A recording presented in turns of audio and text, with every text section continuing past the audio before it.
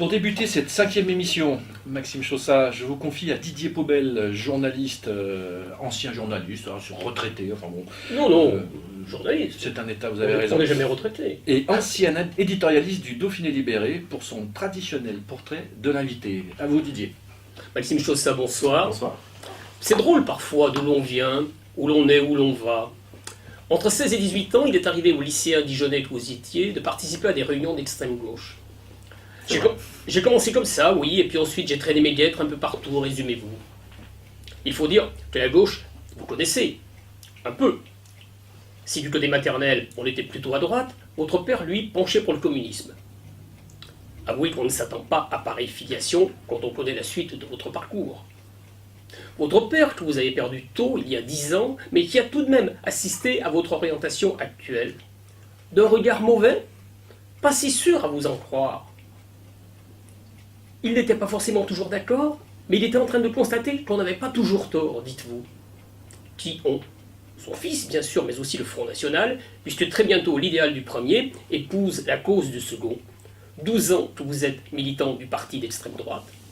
Un choix qui s'est imposé à vous parce qu'il est le seul, à vos yeux, à incarner la grandeur de la France, l'ordre, la sécurité, la lutte contre les vagues migratoires, etc. Après avoir été responsable du FNJ, le Front National des Jeunes, dans le Rhône, pendant 4 ans, je crois. 2 ans. 2 ans. Vous basculez vite, si je n'ose pas dire du côté des aînés, mais disons chez les plus aguerris. Vous qui n'avez que 29 ans, et qui êtes aujourd'hui tête de liste de votre parti dans l'Ain pour les très prochaines élections régionales. En parlant des aînés, il y en a un à qui vous ne manquez jamais d'adresser votre salut, c'est Jean-Marie Le Pen, pour qui vous garderez toujours, confessez-vous, un immense respect et une grande admiration. Pour les régionales, revenons à elles, les affiches sont prêtes, les tracts aussi, j'imagine. Il est vrai que le papier, c'est votre affaire. Vous êtes en effet ingénieur de production dans ce secteur, diplômé de l'école française et d'industrie graphique de Grenoble. Il vaut mieux d'ailleurs, parfois, privilégier ce support à d'autres. Pour une histoire de graffiti sur un mur, cette fois-ci, lors de la campagne des cantonales de 2011 dans le Rhône, à Saint-Laurent de Chamousset, vous êtes condamné pour incitation à la haine raciale avec confirmation en appel, un acte dont vous n'étiez pas directement le responsable, vous défendez-vous, et qui vous a fallu, selon vos propres mots, une condamnation purement politique. Cette arme, dites-vous encore, cette arme dégainée par le système.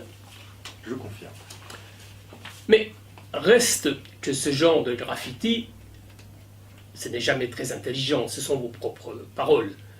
Et là-dessus, Maxime Chaussat, on est bien d'accord. Et sinon, que faites-vous quand vous ne faites pas de politique? Vous pratiquez le karaté. Il ne faut pas vous chercher. Vous êtes ceinture marron, j'ai pas dit brune.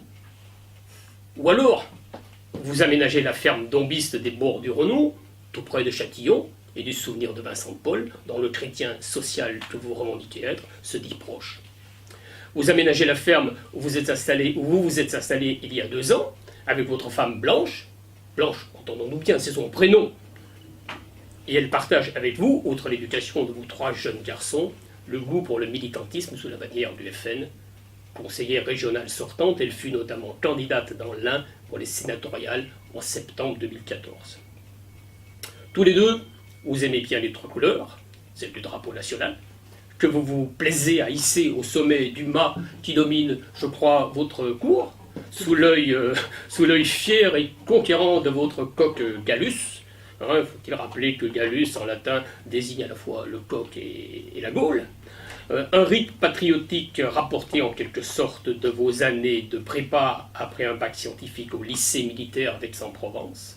La même école que celle que fréquenta Charles Julienne, un grand écrivain originaire de l'Ain, que vous n'avez pas encore lu, et avec lequel, à ma connaissance, vous ne partagez pas d'autres points communs. Ce que vous préférez, Maxime Chaussat, ce sont les livres d'histoire, de France si possible, ou l'héroïque fantasy, la trilogie du Seigneur des Anneaux, de Tolkien. Enfin, côté musique, si vous optez volontiers pour Piaf ou Brel, vous le clamez aussi bien fort, j'aime les chants militaires. Autant dire que de Brel, ce ne doit pas être le général Casse-Pompon que vous aurez écouté en boucle, ni chez Piaf, je présume, la vie en rose. Ah, si Piaf avait écrit la vie en bleu marine. Elle aurait été bien inspirée. Merci Didier, merci pour ce portrait, comme d'habitude. Vous me permettez deux petites Oh précisions? ben, attendez, je vais même vous donner la parole pour que vous réagissez. C'est prévu au programme. Non, mais c'était un exercice. Je vous en prie, Maxime Chaussat. Nous Tout vous à, écoutons. tout à fait agréable que se voir dresser le portrait, comme on dit, pour rester dans l'ambiance graphique par un journaliste. Ma foi, ce portrait est plutôt réussi et plutôt réaliste. J'y vois quelques petites corrections à apporter. Le Front National n'est pas un parti d'extrême droite. J'avais noté, j'allais vous poser la question, ça vous Eh gêne bien ou voilà, pas j'anticipe la... À mes yeux, il l'est.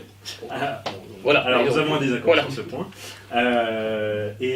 Si en effet la sécurité, l'ordre, la lutte contre la submersion migratoire sont des points qui me sont chers, c'est aussi pour l'aspect social du Front National. D'ailleurs nous avions un slogan que nous utilisons toujours, hein.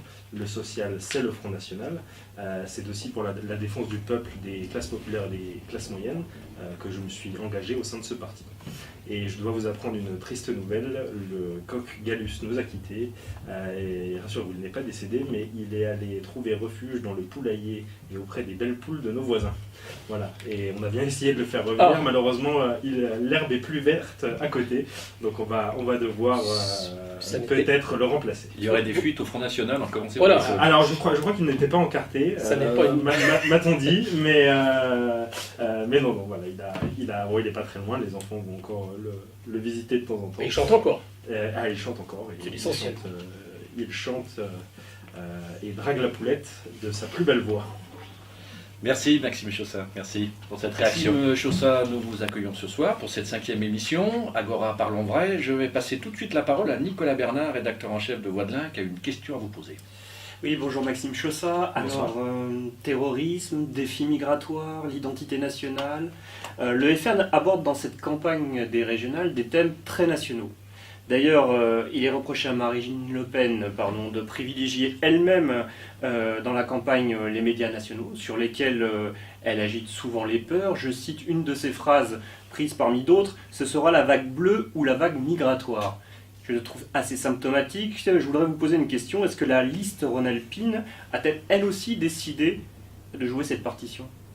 Non, bien sûr que non, mais vous savez que Marine Le Pen, en plus d'être en effet candidate à l'élection pour la présidence de la région Nord-Pas-de-Calais-Picardie, est en plus la présidente du Front National. Et en effet, les problèmes de dimension nationale, voire internationale, qui traversent notre pays, appellent évidemment le Front National à se prononcer. Donc cette double casquette fait qu'évidemment elle est aussi amenée à se prononcer sur des sujets nationaux, et c'est bien compréhensible. Concernant la liste Rhône-Alpine, en effet, l'immigration est un problème très important, l'insécurité également, même si ce ne sont, et nous le disons volontiers, pas les compétences phares de la région, néanmoins la région a des leviers importants pour jouer sur ces phénomènes et améliorer la situation des Français. La sécurité, je pense bien sûr évidemment au transport et au lycée, qui sont directement des compétences de la région. Et en ce qui concerne l'immigration, eh bien pratiquer d'une part la préférence nationale, par exemple en intégrant des clauses sociales et environnementales dans les marchés publics, notamment du bâtiment, permet de jouer et d'éviter que des entreprises étrangères ou des fabrications faites à l'étranger ne soient achetées avec des deniers publics. Donc ça permet de relocaliser C'est plus le travail patriotisme économique Oui, que bien sûr. le défi migratoire. Bien sûr, mais ça aussi empêche par exemple les travailleurs détachés. Ça limite le phénomène des travailleurs détachés, Oui. qui sont, je le rappelle, des travailleurs étrangers qui viennent travailler en France avec des coûts sociaux de leur pays d'origine. Donc Oui. ils créent une Selon concurrence déloyale par rapport aux travailleurs selon des français. données légales si Bien sûr. européennes, hein, donc Bien sûr, mais sur lesquels la région pourra jouer afin de favoriser les Français par rapport aux travailleurs étrangers notamment. Mais nous développons aussi un programme tout à fait régional, centré sur les compétences de la région. D'ailleurs, Christophe Boudot, qui est notre tête de liste régionale, duquel je suis ce soir le porte-parole départemental, si l'on peut dire, a axé un budget et un projet tout à fait centré sur les compétences de la région.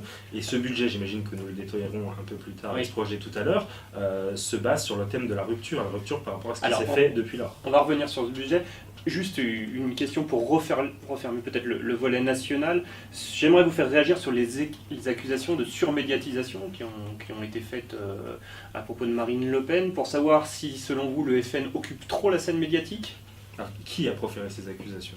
Parce que moi, les derniers chiffres que j'ai vus, les chiffres du CSA, donnent 5% du temps d'antenne au Front National, plus de 30% je crois pour les Républicains, anciennement l'UMP, et quasiment 60% PS et gouvernement confondus.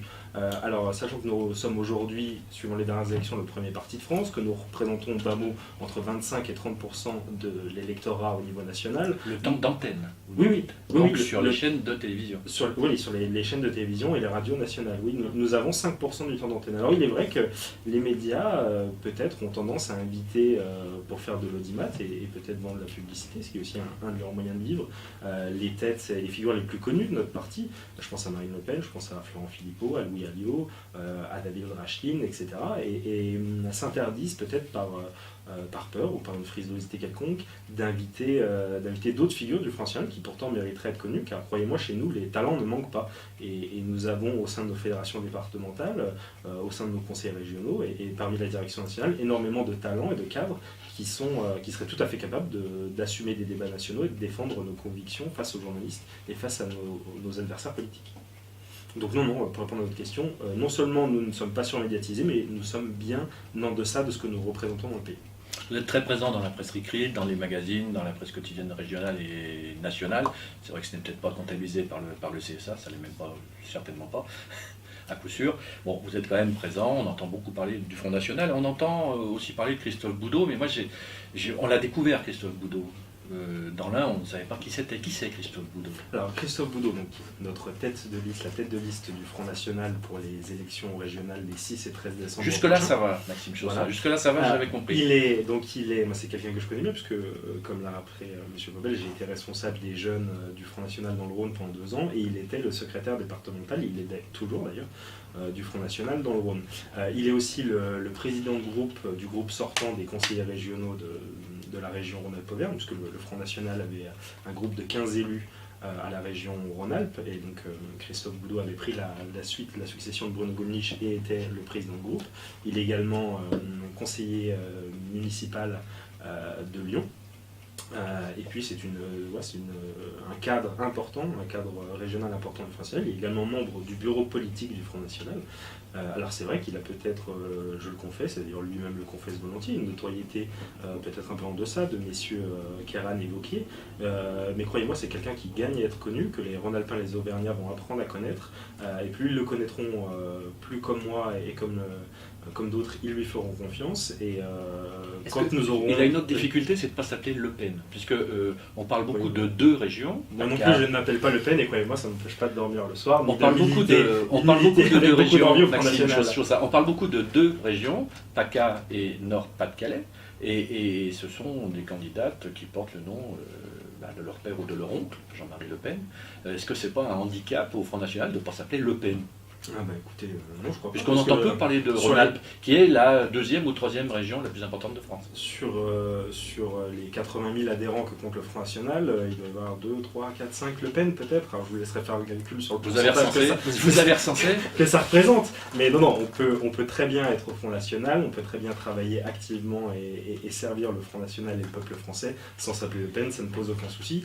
Et c'est vrai que les médias font le focus concernant la région Nord-Pas-de-Calais, Picardie et la région PACA, les présentant comme 2 régions gagnables par le Front National. Moi, j'espère vraiment que nous allons gagner ces 2 régions, mais je crois aussi que ce ne sont pas les 2 seules régions qui sont gagnables.